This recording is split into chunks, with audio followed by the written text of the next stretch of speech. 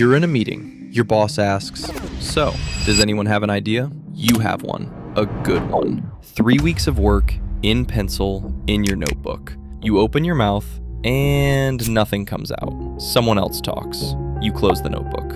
That evening, your partner asks how your day was. You say, "It was fine." It wasn't a lie. It's what always happens. Now, you've heard this story before. Maybe not in a meeting. Maybe it was the difficult conversation you've been putting off for 6 months. The phone call you didn't make. The business you didn't start. The moment your body decided for you before your brain even had a vote. And if you're watching self-improvement content, you already know what most people will tell you next. You need more discipline, more motivation, set goals, wake up at 5 a.m., cold showers, monk mode. Here's the problem with all of that. The guy in that meeting, he didn't lack motivation. He'd spent 3 weeks preparing. He didn't lack discipline. He showed up every single day. He didn't need a morning routine. He needed to understand why his own body shut him down at the one moment it mattered. And that's what nobody in this space is talking about. Not the surface stuff, not believe in yourself or just do it. The actual biology of why you freeze, why you procrastinate, why you know exactly what you need to do and still don't do it.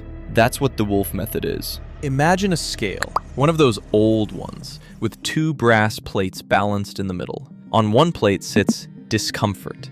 On the other sits well-being. Your brain puts things on both plates, and then waits to see which one goes down. The discomfort plate is run by something called limbic resistance. It's the oldest system in your body, 200,000 years old, and its job is dead simple. If an action isn't necessary to keep you alive, it makes that action feel like it's going to hurt. Like putting your hand near a hot stove. You don't need to touch it. The heat alone makes you pull back. The well-being plate is run by motivation. Everything that serves survival gives you pleasure. Food, belonging, status within your group. That feeling when you close a deal and your chest opens up. That's the well-being plate doing its job. Here's the rule. If the discomfort plate is heavier, you don't act. Your body locks up, your mouth closes, the email stays in the drafts. If the well-being plate is heavier, you act. The words come out, the phone call happens, the hand goes up. That guy in the meeting, his brain weighed up the whole situation, speaking up, exposing himself, risking being wrong in front of everyone, and decided in less than a second that the discomfort was heavier. It was cowardice, but not his. His body played it safe before he even had a chance to be brave. His brain did the maths and closed his mouth before he could decide. 200,000 years ago, this design was perfect. Picture a hunter standing 5 paces from a wild boar that weighs 3 times as much as him. Every nerve in his body screaming, "Don't move." That alarm kept him alive. But on the other plate, hunger, the group waiting, children, a wife. If he doesn't hunt, his position in the group drops, and alone on the savannah is the same as dead. The well-being plate wins. The hunter advances. We are that hunter, in a suit and tie, in an air-conditioned office. The biological kit hasn't changed. What's changed is the environment. Your boss isn't a wild boar. The meeting isn't the savannah, but your brain doesn't know that. So here's the question. Can you change the scales? Yes. And here's where the Wolf Method actually starts. Think about how a vaccine works. You take a small sample of a threat, tiny, controlled, won't kill you, and you present it to your immune system. Your body reacts. It learns. It builds antibodies. And when the real threat arrives, your body already knows what to do. Your behavioral system works the exact same way. This isn't a metaphor. It's the same biological principle. It's called hormesis. What kills in large doses strengthens in small doses. Think about it like this. Snake venom stops the heart in a full dose. In microdoses, it becomes medicine. The sun burns your skin in 8 hours. 15 minutes a day builds the vitamin that hardens your bones. 3 hours of non-stop exercise destroys muscle. 30 minutes rebuilds it stronger. It's always the same. The dose decides whether the stimulus kills or builds. The Wolf Method is built on this one principle. You don't wait for a crisis to toughen up. You deliberately expose yourself to small, calibrated doses of discomfort before the crisis arrives, like getting vaccinated before the disease hits.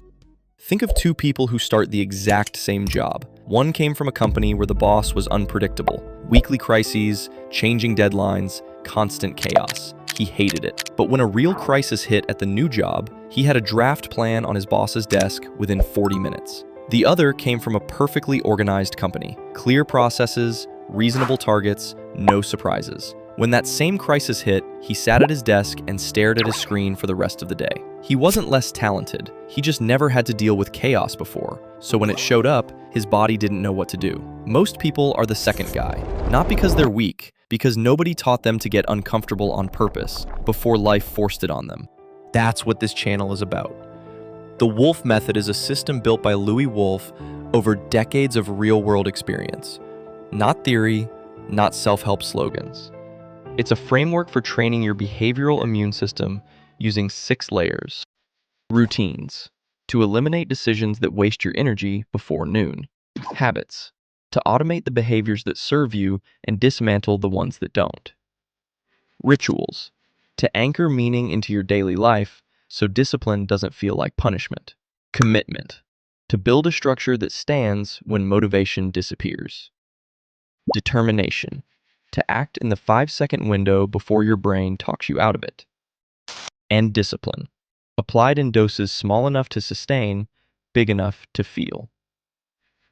Like a body, routines are the skeleton, habits are the muscle, rituals are the soul. And the whole thing is held together by one idea, that discomfort, in the right dose, is not something to avoid. It's the cheapest investment you'll ever make. So, that guy in the meeting, he never found out why he stayed silent. He kept arriving, sitting in the same chair, opening his notebook and closing it. 3 months later, the company hired a consultant who said exactly what was written in his notebook. The consultant got the credit and a fat check. That guy in the meeting? He stayed in the 3rd chair from the left, under the air conditioning. He didn't know he had scales. He didn't know they could be recalibrated. He didn't know that one small action, so small it would have been more ridiculous not to do it, could have changed everything. You do now. Subscribe if you want to learn how to tip the scales. This is the Wolf Method.